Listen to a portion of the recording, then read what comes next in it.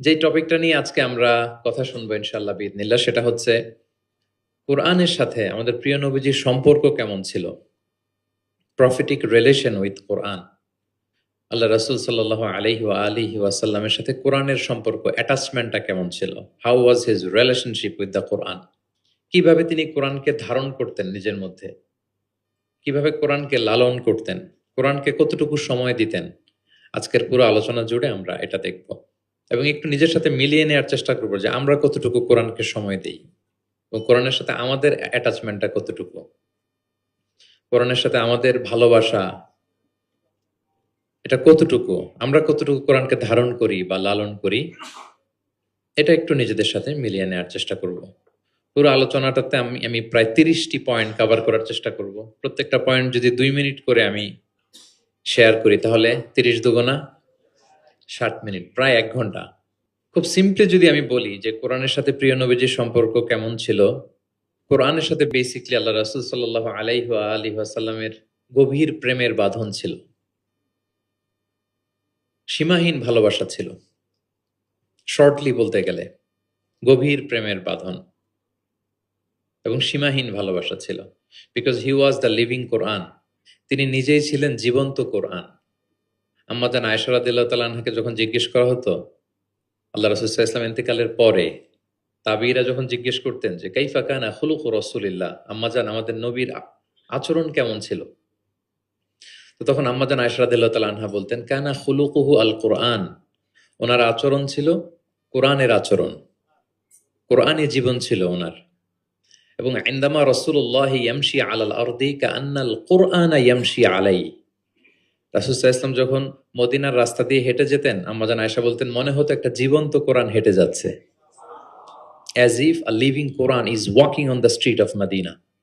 রাসূল সাল্লাল্লাহু আলাইহি ওয়াসাল্লাম মদিনার অলিতে গলিতে যখন হাঁটতেন দূর থেকে দেখে মনে হতো একটা লিভিং কোরআন হেঁটে যাচ্ছে। তার মানে পুরো কোরআনে 30 পারায় থিওরিটিক্যালি যা বলা আছে রাসূল সাল্লাল্লাহু আলাইহি ওয়াসাল্লামের জীবনে প্র্যাকটিক্যালি সেটা করে দেখানো আছে। এজন্য ওনাকে বলা হয় লিভিং কোরআন, তিনি হচ্ছেন জীবন্ত কোরআন। এবং এই কোরআনকে রিসিভ করতে যেয়ে তিনি অনেক কষ্ট সহ্য করেছেন, আমরা জানি। তিনি কোরআনের ভার বহন করেছেন। কোরআন কিন্তু খুব হেভি একটা বাণী, যেন তেন কোনো কথা নয়, এটা আল্লাহর কালাম। এজন্য আল্লাহ তাআলা বলছেন ইন্না সানুলকি আলাইকা কওলান সাকিলা, নবী হে আমি খুব ভারী হেভি ওয়েট বাণী আপনার কাছে নাজিল করতেছি। এটা সাধারণ বাণী না।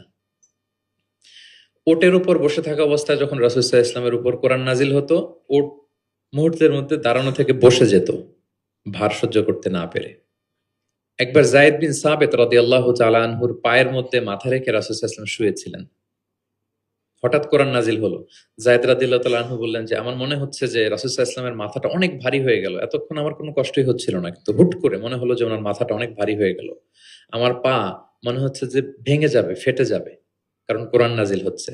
লাউ আনজালনা হাযাল কুরআনা আলা জাবালিন লারাআইতাহু খাশিআম মুতাসাদ্দিআম মিন খাশিয়াতিল্লাহ। এই কোরআনকে মানুষের উপর নাজিল না করে যদি আমি পাহাড়ের উপর নাজিল করতাম, নবী আপনি দেখতেন যে আল্লাহর ভয়ে কোরআনের ভারে পাহাড় ভেঙে চুড়ে খান খান হয়ে যেত।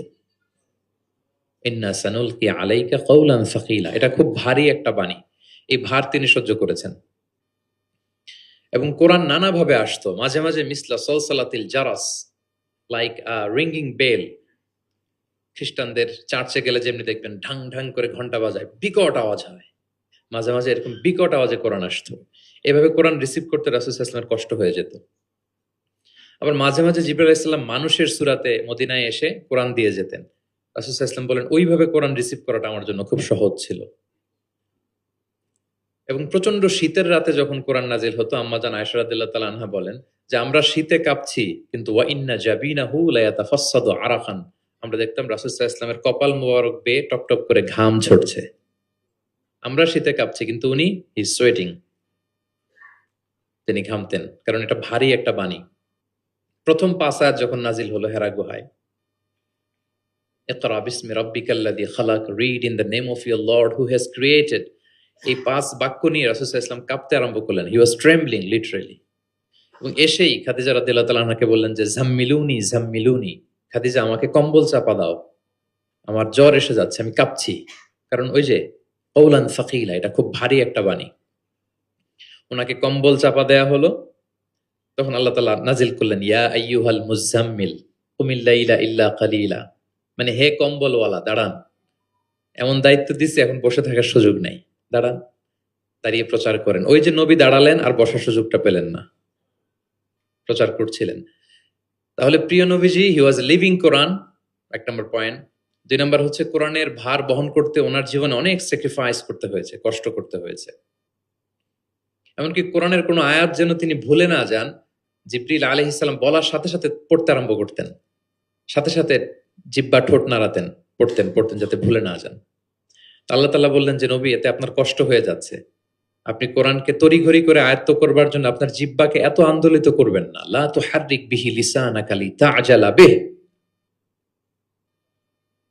ইন্না আলাইনা জামাআহু ওয়া কুরআনা, আমি এটা আপনার হৃদয়ে দিয়ে দিব, মুখস্থ করায় দিব। ফাইদা ক্বরানাহু ফাত্তাবি' কুরআনা, জিবরিল যখন পড়বে শুধু শুনবেন খেয়াল করে, আমি শিখাই দেব আপনাকে। সুম্মা ইন্না আলাইনা বায়ানা, এরপর এটার ব্যাখ্যা বিশ্লেষণ সব আল্লাহ আমি শিখিয়ে দেব। তো জিবরাইল আলাইহিস সালাম আসার সাথে সাথে রাসূল সাল্লাল্লাহু আলাইহি ওয়াসাল্লাম উদ্গ্রীব হয়ে যেতেন, সাথে সাথে পড়তে আরম্ভ করতেন। মানে উনি যে একটু দিবে ওই সুযোগটাও দিতেন না, মানে তাড়াতাড়ি পড়তেন, আরো পড়তেন দ্রুত। তো আল্লাহ তাআলা বলেন যে নবী, আপনি অস্থির হবেন না, উদ্গ্রীব হবেন না, বরং আমি আপনাকে শিখাই দিব। সানুকরিউকা ফালা তানসা, আমি আপনাকে শিখাই দেব, আপনি আর ভুলবেন না। এরপর থেকে রাসূল সাল্লাল্লাহু আলাইহি ওয়াসাল্লাম আর পেরেশান হতেন না, শুধু খেয়াল করে শুনতেন। আর জিবরাইল আলাইহিস সালাম চলে যাওয়ার সাথে সাথে আল্লাহ তাআলা অটোমেটিক্যালি মুখস্থ করায় দিতেন রাসূল সাল্লাল্লাহু আলাইহি ওয়াসাল্লামকে। এখন প্রিয় নবীজি কিভাবে তেলাওয়াত করতেন আমরা শুনি। আমরা তো রমাদানের তেলাওয়াত করতেছি আলহামদুলিল্লাহ।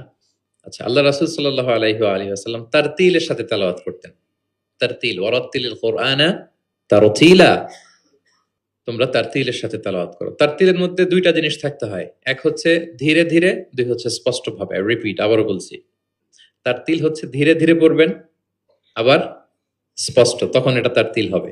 আমাদের বাংলাদেশে আলহামদুলিল্লাহ 1 দশক ধরে আমি বলে এসেছি যে তারাবির সালাতে খুব ধীরে পড়তে হবে, কোরআনের হক আদায় করে তারতিলের সাথে।